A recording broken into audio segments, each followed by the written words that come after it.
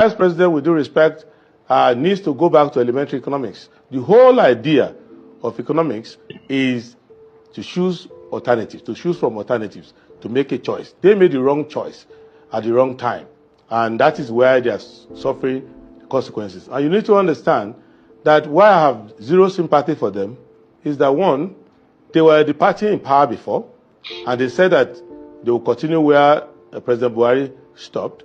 Secondly, they said that they understood the problems at hand. The president said, don't sympathize with me, don't pity me, I know what I'm getting involved in. Thirdly, the problems that they said they are solving were caused by them. The inflation was caused by them. The rise in factor cost was caused by them. And the mischief, which they said they were going to solve, which was the subsidy, they've not even touched it on the surface. So these are their own crises. It's just like someone coming to the China shop with a bull and later says he's doing remedial operation there. You will cause the damage.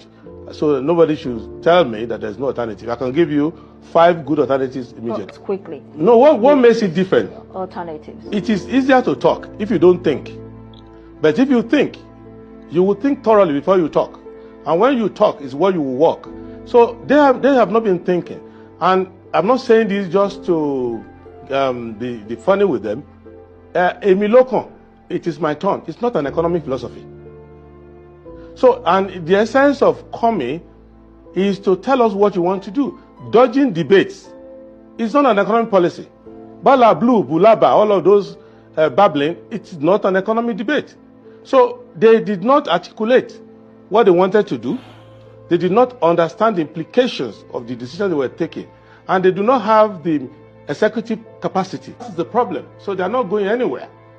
You can give them 40 years.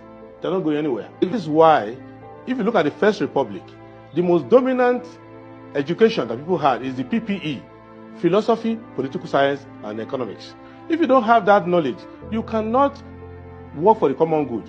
What you need to understand is that the productivity of a country is tapped from the people who are in that country and for the resources that the country is endowed with. That was why David Ricardo came with what he called comparative advantage. What does it mean? It means that you plan your economy according to your geography and your history and the vision you have for yourself. So you don't copy holus bolus from another place. For example, look at the CBN. He is doing Paul Volcker. How can you do Paul Volcker? Because he is thinking, if I raise interest rates, if I keep raising interest rates, I can fight inflation. So that's what he's trying to do, what Paul Volcker did in the 80s for Jimmy Carter. What Cardozo is doing in the CBN makes no sense. Right. Because what is driving inflation is factor cost. It is not the availability of credit. The problem they have is that they went and devalued the currency and had illusion of money. In which case, you will say, oh, well, we used to share 2 trillion. Now we share 10 trillion. But your 10 trillion is not up to the dollar of the past.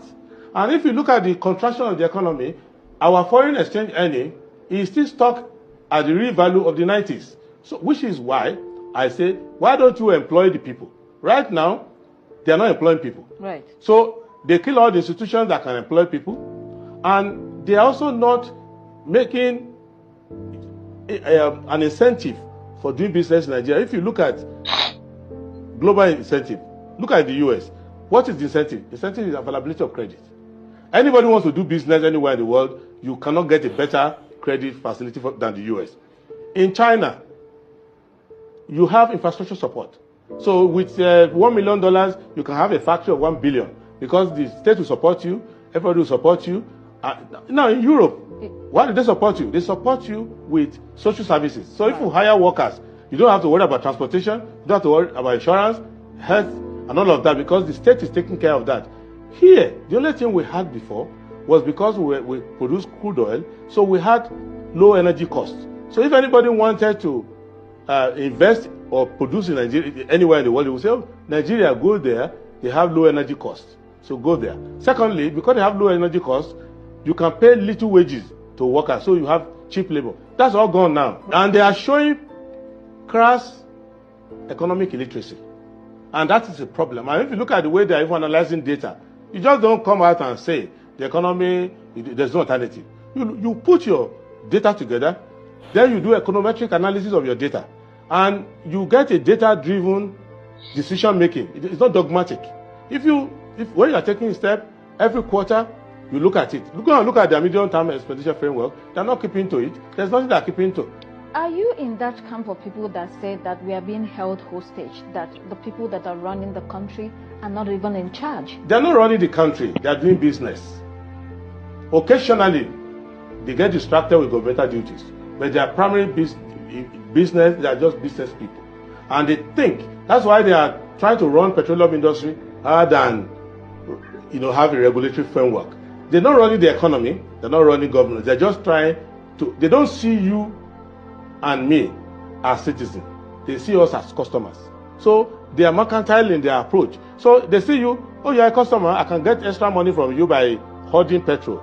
I can get extra money from you by underfunding public education. So they're not really to do anything, and they're not willing to comply with Chapter 2 of the Constitution, which stipulates how governance should be done in Nigeria. What's the responsibility of government? Call anybody in government. They are not responsible for anything. Right. Because the Minister of Water Resources is not responsible for whether you have water or not.